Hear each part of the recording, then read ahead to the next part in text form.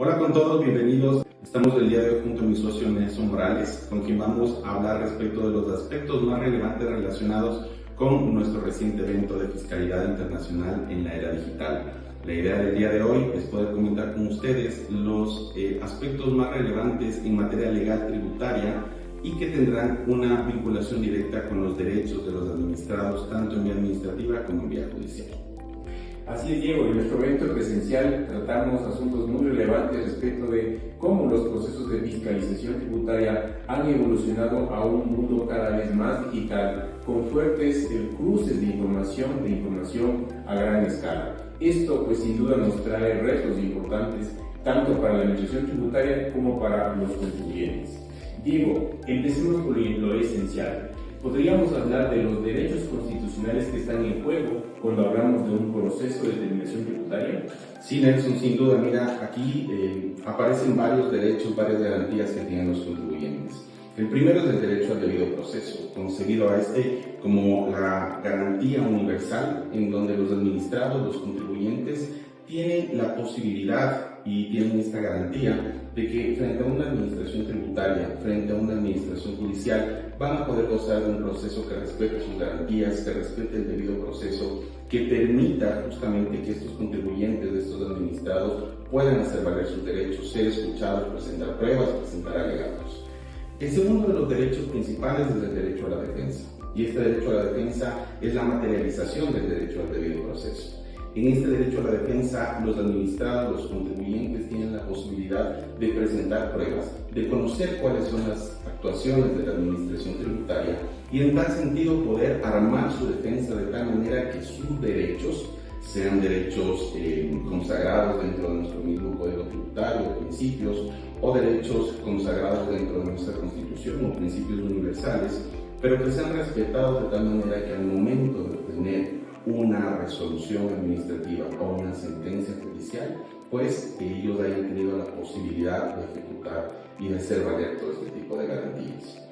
Otro aspecto importante y otro derecho considerado en nuestra Constitución es el derecho a la motivación. La exigencia que tienen las administraciones tributarias y los jueces también de emitir actos que se encuentren debidamente motivados. ¿Qué quiere decir la motivación en un acto administrativo? Quiere decir esta línea, esta conexión que tiene que hacer la administración entre los hechos y el derecho que aplica concretamente a un caso. De tal manera que cuando se resuelva, cuando se tenga una resolución o una sentencia, exista esta sincronía entre estos dos elementos y el administrado, el contribuyente, tenga la certeza de que sus derechos han sido respetados, que la administración ha velado porque la norma aplicada corresponda a los hechos efectivamente puestos sobre la mesa, no puestos sobre esa causa. Otro aspecto importante también es la tutela judicial efectiva, y es este derecho que tienen estas personas, estos contribuyentes, de poder acceder a una instancia judicial principalmente, en donde ellos puedan hacer valer sus derechos, que no existan limitaciones arbitrarias para poder gozar de este acceso a la justicia, ¿no? Entonces, todo esto se configura pues como estas garantías de estos derechos básicos que siempre tienen que ser respetados en favor de los contribuyentes. Exacto, Diego. Y algo que enfatizamos fue también que la falta de motivación de un proceso administrativo puede ocasionar la nulidad del mismo, debido a que el contribuyente no tiene la oportunidad de defenderse, no tiene la oportunidad de conocer cuáles son los argumentos que llevó a la administración tributaria, ya sea a negar un crédito tributario o a establecer una glosa. Diego, vale la pena recalcar también cuáles son esas fases que establece el Código Tributario para manejar un proceso de determinación. Perfecto, Nelson. Mira, esta pregunta es muy importante porque nosotros tenemos que comprender que hay algunos tipos de determinación. Vamos a comentar el día de hoy los dos principales. El uno es cuando la administración tributaria te emite una comunicación de pago por diferencias, en donde te dice: he realizado tu declaración de impuestos, he detectado ciertas inconsistencias y por lo tanto en un término perentorio presenta tus descargos, o en su defecto elabora tu declaración sustitutiva y paga la reliquidación del impuesto. Si es que tú no das una respuesta o atención a esto que satisfaga los intereses de la administración tributaria, ellos te emiten una liquidación de pago por diferencias. Y ese acto administrativo, tú tienes la posibilidad de mantenerte en una instancia administrativa presentando un reclamo dentro de los 20 días posteriores, frente a lo cual la administración te va a emitir una resolución. Sobre esa resolución tú puedes escalar a una instancia judicial. Pero toma en consideración que no es obligatorio en fase administrativa el tener que agotar toda la instancia administrativa. Lo que tú puedes hacer es que acudir a una instancia judicial en cuanto seas notificado con esta liquidación de pago por diferencias. Y la segunda, que es la mucho más conocida, es cuando te emiten una orden de determinación. La administración tributaria previamente en su facultad determinadora y en su facultad de recaudar, de solicitar información a los contribuyentes, responsables o terceros, emiten una orden de determinación.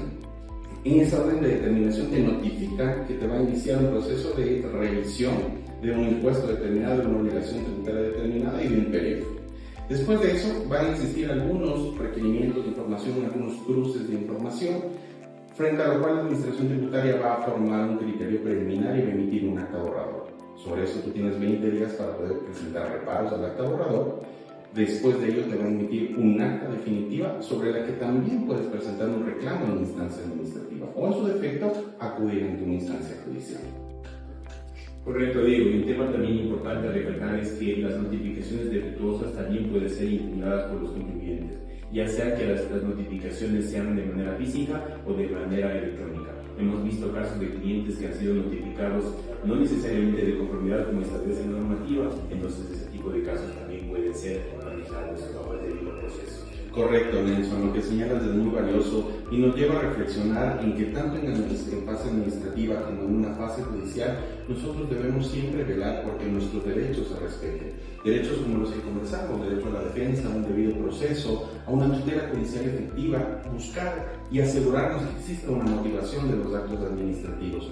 Pero siempre tomar en cuenta que tanto en fase administrativa como en fase judicial, estos procesos deben llevarse bajo un marco de legalidad, de proporcionalidad y sobre todo de motivación.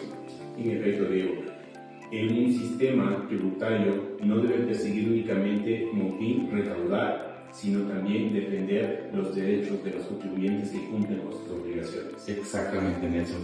Y bueno, queridos amigos, les agradecemos muchísimo por habernos escuchado el día de hoy. Les invitamos a que estén muy atentos en nuestros próximos episodios, donde seguiremos abordando estas cuestiones muy interesantes y de gran trascendencia respecto del ámbito legal tributario en favor de nuestros administrados y nuestros contribuyentes. Muchísimas gracias.